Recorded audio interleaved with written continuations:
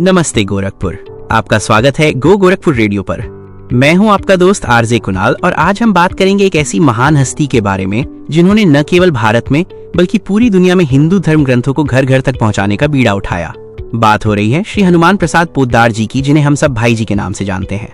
उनका जन्म आज से करीब 133 साल पहले 17 सितंबर 1892 को शिलांग में हुआ था। उनके पिता श्री भीमराज और माता श्रीमती रिखीबाई थीं। लेकिन दुख की बात यह है कि जब वे केवल 2 साल के थे तभी उनकी मां का देहांत हो गया। जानते हैं, भाई जी ने केवल 13 साल की उम्र में ही स्वदेशी का व्रत ले लिया था, जो उस समय के बंग भंग आंदोलन से प्रेरित था। उन्होंने जीवन भर इस व्रत का पालन किया। इतना ही नहीं, उनकी पत्नी ने भी उनका पूरा साथ दिया और घर की सारी विदेशी चीजों को एक साथ जला दिया। भाई जी का जीवन संघर्षों से भरा रहा। उन्होंने 3 विवाह किए, जिनमें से पहली 2 पत्नियों का साथ ज्यादा दिनों तक नहीं रहा, लेकिन उनकी तीसरी पत्नी ने जीवन भर उनका साथ दिया और उनके हर काम में कंधे से कंधा मिलाकर चली। सन 1912 में वे अपना पुश्तैनी कारोबार संभालने के लिए कोलकाता आ गए। यहाँ उनका संपर्क कई बड़े बड़े विद्वानों और स्वतंत्रता सेनानियों से हुआ। अनुशीलन समिति के सदस्य के रूप में वे डॉक्टर हेडगेवार, अरविंद घोष, सुरेंद्रनाथ बैनर्जी और बिपिन चंद्र पाल जैसे क्रांतिकारियों के संपर्क में रहे। जब वे रोड़ा कंपनी में काम कर रहे थे तब उन्होंने विदेश से आई रिवाल्वरों की पूरी खेप क्रांतिकारियों को सौंप दी। इस राजद्रोह के आरोप में उन्हें 2 साल के लिए अलीपुर जेल में रहना पड़ा। जेल से बाहर आने के बाद सन 1918 में भाई जी व्यापार के लिए मुंबई चले गए।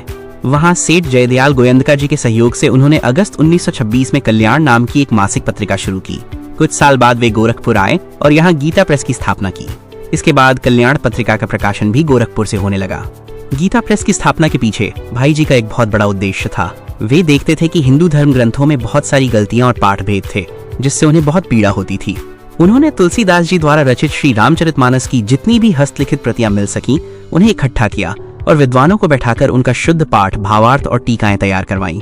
इतना ही नहीं, उन्होंने मुद्रण की गलती को कलम से शुद्ध करने की अनूठी परंपरा भी गीता प्रेस से शुरू की। भाई जी ने श्रीमद् भगवद गीता, वाल्मीकि रामायण, महाभारत और विष्णु पुराण जैसे कई महत्वपूर्ण धर्म ग्रंथों को बहुत ही कम कीमत पर लोगों तक पहुंचाया। आज भी गीता प्रेस की पत्रिकाएं बिना किसी विज्ञापन के छपती हैं।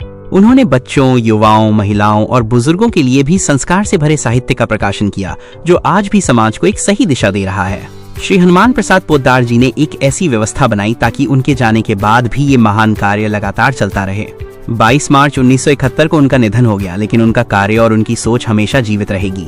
तो ये थी कहानी उस महान शख्सियत की जिन्होंने अपनी लगन और मेहनत से धर्म और साहित्य के क्षेत्र में एक नई क्रांति ला दी।